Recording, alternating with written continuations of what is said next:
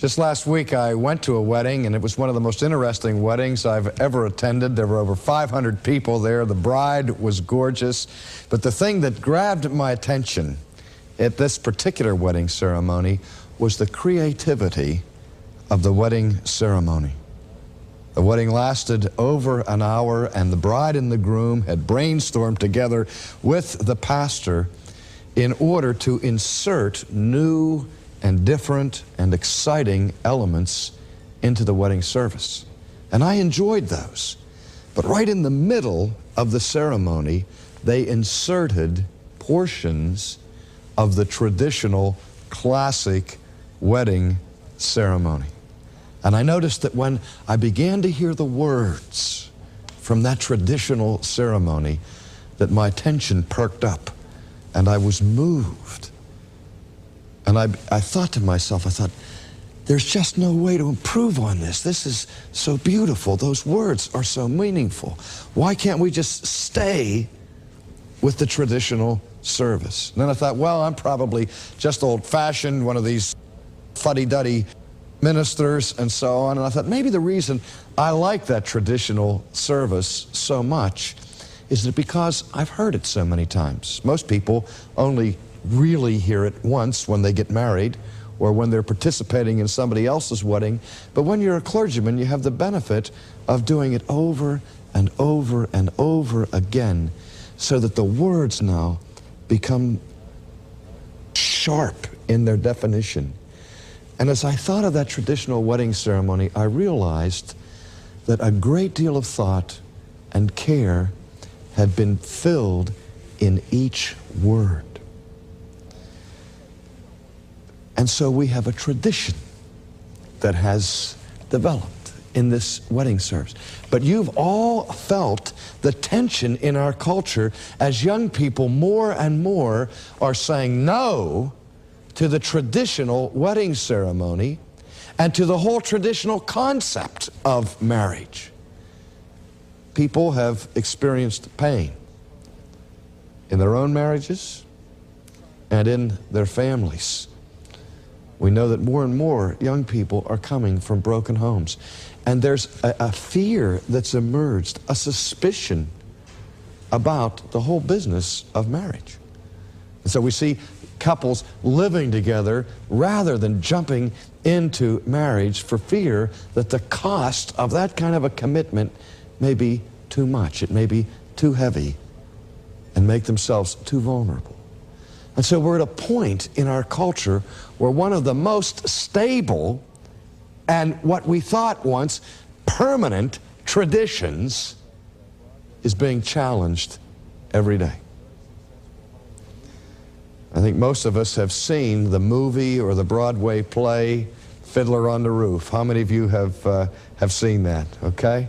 Remember that? I particularly like the movie version of it, where we have the story of that venerable Russian Jewish patriarch Reptevia, who his whole life revolves around his daughters. Oh, how he loves his daughters. And he looks forward to their future. He plans for their future. And he gets involved with the matchmaker in the village, who is supposed to establish mates and the match for his daughters. But suddenly, the girls, one at a time, come to their father, and they say, "Papa, but we don't love that man that the matchmaker has chosen. I love the tailor, or I love the butcher, or whatever." And these girls begin to pull at the heartstrings of their father, one by one, and they say, "Papa, please let me marry the man that I love." And poor Reptevia, he's torn apart by this. Because on the one hand, he wants to make his daughters happy. But on the other hand, he wants to maintain his allegiance to the traditions. And so when he struggles with his daughters, say, "No, you can't marry the tailor," or whoever, the daughter says, "Well, why not?" And he said, "It's the tradition." And that should have been enough. He thought that was an explanation enough. You can't do it, it's the tradition. But then they asked the next question.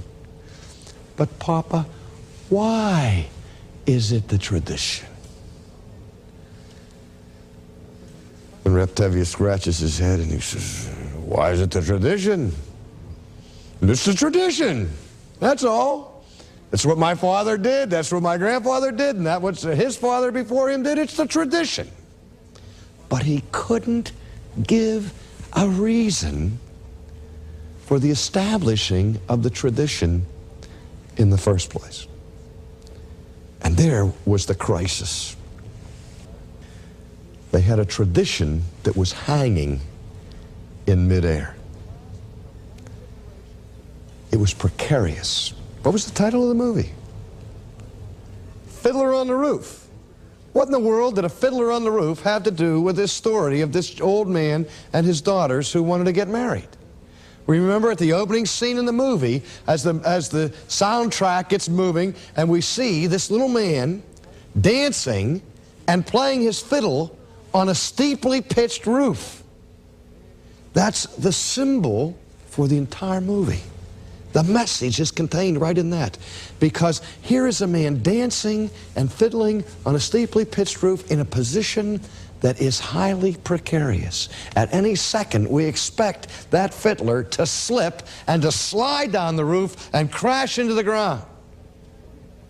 And the whole point of that image is this, that a tradition that is not understood, a tradition that is empty of its roots, is as precarious as a man trying to dance and fiddle on a roof like that. Sooner or later, it will fall and it will be destroyed. Now the Christian has to ask this question, why do we have a traditional order for marriage? Why do we have marriage at all?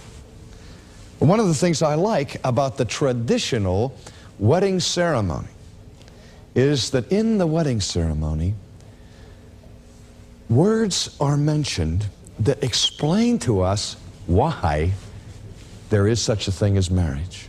We're told in that wedding ceremony that marriage is ordained and instituted by God. That is to say that marriage is not something that just springs up arbitrarily out of social conventions or human taboos. Marriage is not invented by men. Marriage is ordained and instituted by God. Let's take a moment and look back at the origins of marriage. We go to the earliest chapters of the Old Testament, to the opening chapters of the book of Genesis. And in the first chapter of Genesis, of course, we read the creation account, the narrative by which God creates the world, and He does it in stages. First He cries out, let there be light, and then He divides the light from the darkness, and then the next day He may divide the dry land from the seas and the oceans, and then He begins to fill the earth with vegetation, with flowers and trees and so on, and then He adorns His creation even further by making beasts of the field and birds of the air and fish that swim in the sea. But then as we go through that narrative, we see that the creation story reaches its crescendo with the crowning act of creation, where God scoops down into that earth and grabs a piece of clay and He begins to shape it and form it and mold it, and then He breathes into it His own breath. And we read that man becomes a living soul. Now we also notice something going on here, that at every stage of God's work of creation, God utters a benediction. Now we're all familiar with this word, benediction. We hear it every Sunday morning in church. It's the end of the service, and some of us can't wait for that to happen. See that minister raise his hand and say, Lord bless you and keep you. Now we go home and eat or do whatever, particularly if the sermon was boring. So the benediction to us means the end of the service. But what's going on in the benediction is, as we see in the word, the root here, bene, means well, or good, and diction, we know what it means to have good diction or poor diction. It has to do with speaking. So that a benediction is a good word where someone wishes you well. And so we see God's benediction being pronounced over each stage of His creation. As He creates the seas and the mountains, He looks at what He's made and He says, that's good. And as He makes the animals and considers them, He looks at that part of His creation and He says, that's good. And so that we see this benediction being repeated throughout chapter 1 and into chapter 2 of Genesis. But suddenly something ominous comes into this story of creation in the middle of chapter 2. There's a very subtle mood shift. For in the first time in the history of the universe, God notices something that provokes from His mouth not a benediction, but what we call a malediction. A malediction means speaking evil. A curse, for example, would be a malediction, a statement of judgment. Think for a moment and ask yourselves, what is the thing that provoked the first malediction from the mouth of God? What was the very first thing that God saw in His creation about which He said, that's not good? We find it in the 18th verse of the 2nd chapter of Genesis, where God looks down at His creation. He sees man, He sees the animals, and He says, it is not good that man should be alone. His first malediction is directed against the situation of human loneliness. And so we ask, why marriage? God provides an answer to human loneliness. I remember the Danish philosopher Søren Kierkegaard, who wrote frequently about the pain of human experience. And Kierkegaard said that there's a time for solitude.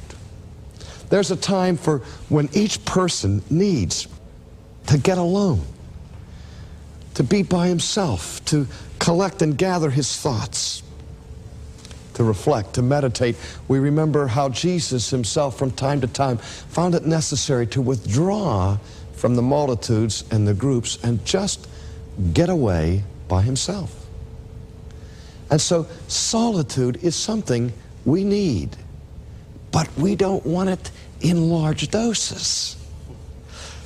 At the same time as we need those moments where we have our own space and we can be by ourselves and think, still the worst punishment that we can conceive of giving people who are incarcerated, apart from physical torture and so on, is to consign them to solitary confinement, cutting them off from all human fellowship and the warmth of companionship with another person. And I think it's also true, as we see in creation, that God creates man and woman as sexual creatures. Male and female created He them, so that there was a certain attraction between the male and the female, a certain complementing of each own individual humanity found in a relationship of intimacy between two people, a man and a woman. And so there, in the garden, God, as a special act of creation, makes the woman. She's not an afterthought. She's not inferior in dignity to her husband. In fact, there's something special about the creation of the woman. When God sees that it's not good for man to be alone, God brings all of the animals and parades them past Adam. And Adam is looking for a helpmate. Adam is looking for a partner. And he sees the kangaroo hopping by and he says, it's not what I had in mind, right? And then God brings this beautifully well-groomed German shepherd. And Adam looked at that and he said, wow. He said, that is a magnificent animal. I can see how that dog could bring my slippers to me in the morning. You know? And on a cold night, I could snuggle up against him. We would call it a one-dog night. And if it's really cold, I could have a couple more, call it a three-dog night. He said, but it's still just not quite what I was looking at. So then God brings this Palomino pony riding down the street, and Adam says, now that's interesting. I can ride on that one, save me a lot of labor. It can pull my plow, get me from one town to the next. That would be a tremendous labor-saving device. But God, I don't want to be picky, but it's still not what I had in mind. And so God said, all right, you don't like anything here. I'm going to put you to sleep. And God puts him to sleep. And while Adam is experiencing the first anesthetic, okay, he has open chest thoracic surgery. And God takes from his side a rib, and he fashions that and creates a woman. And then Adam awakens. And he looks at this special act of creation. And I don't know what his exact words are, but I think they went something like, he saw her, and he said, whoo, whoo, whoo. He said, whoa, woo, man. And that's where the name came from. That's apocryphal. I'm making that up, folks. But I think he was beside himself when he saw that first woman, and he said, that's it. That's now bone of my bones, flesh of my flesh. And God said, and the man shall leave his father and his mother, and he shall cleave to his wife. God ordained marriage, not as punishment, not as ball and chain bondage, but for human fulfillment, for intimacy, to have the finest expression of what it means to be a human being in this world. Now, I notice that when young people come to me and they want to write their own wedding ceremonies, and I appreciate the spirit behind them. When I ask, why do you want to write your own ceremony? They'll say, because I want my marriage to mean something. I don't want it to be an empty tradition. I don't want to just say meaningless words and sign a piece of paper and have that be that. And so I say, fine, that's a great spirit. Go ahead, try your hand at it. Be creative. Write the wedding ceremony. But the only proviso I give is that it must be an authentic ceremony. All of the elements of real marriage have to be there, or I can't perform the ceremony. And I've seen wonderful wedding ceremonies written by young people. They come back with all kinds of creative things. But you know, there's one thing I have never seen in a homemade wedding ceremony. I've seen them say, everyone acknowledge that marriage is instituted and ordained by God. But I've yet to have a couple express that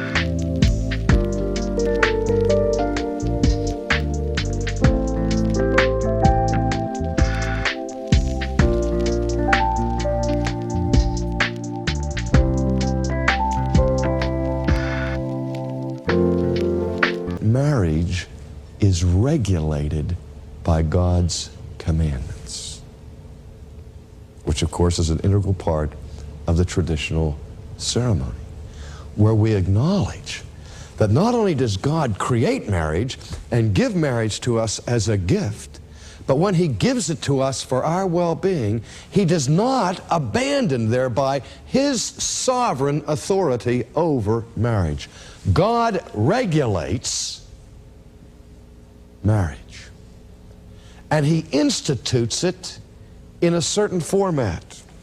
The first thing we have to understand about this regulation is that God creates marriage in the form of a covenant.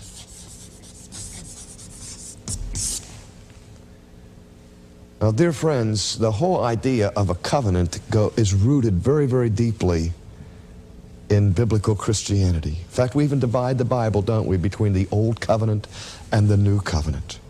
Our redemption is based on the concept of a covenant. Well, what is a covenant? A covenant is simply an agreement, a contract between two or more persons. And at the heart of a covenant is a promise.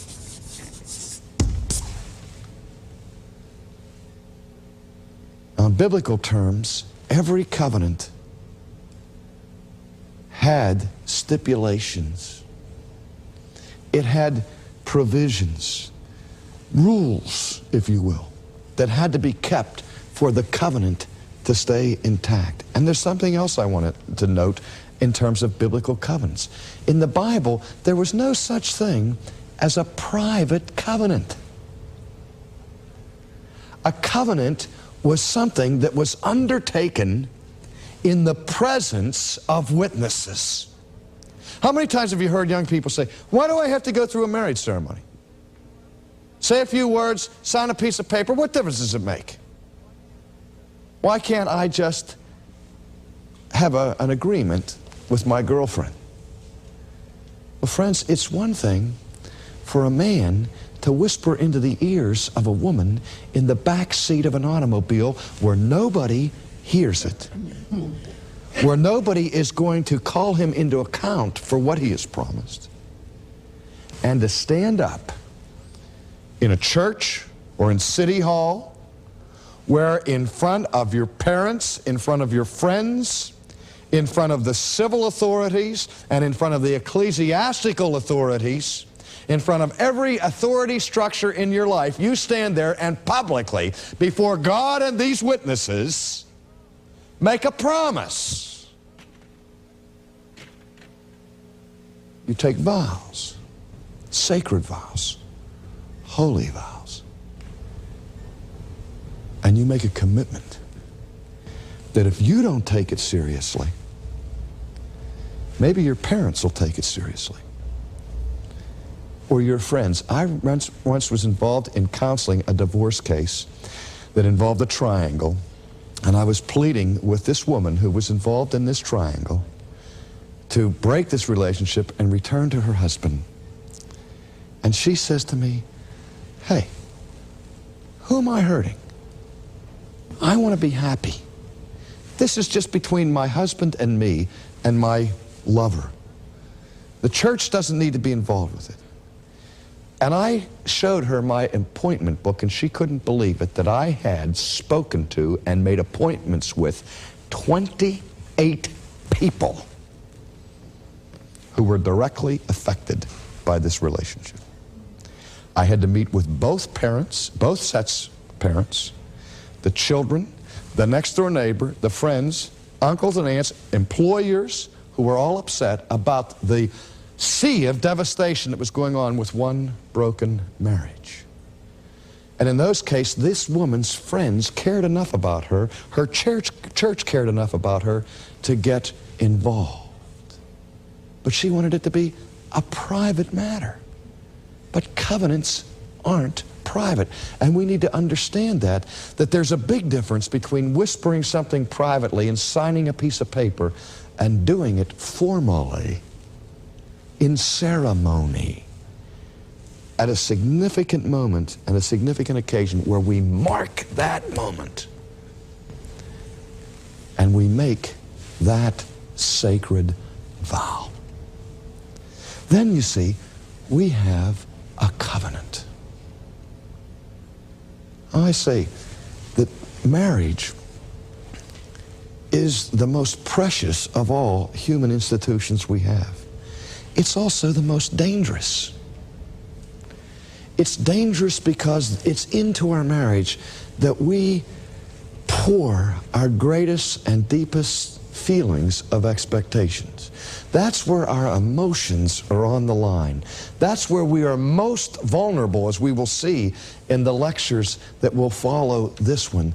That's where we can achieve the greatest happiness, but it's also where we can achieve the greatest disappointments, the most frustration, and the most pain.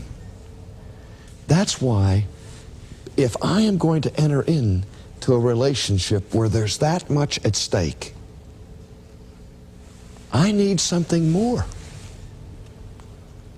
than a superficial, hey, yeah, I'm committed. Yeah, I'll love you. Stick with me, honey, you know.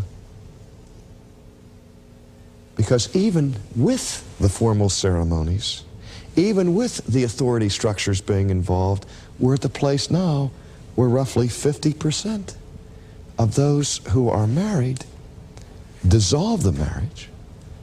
And the statistics are much higher if we would ask this question: if you had it to do over again, would you marry the person you're married to?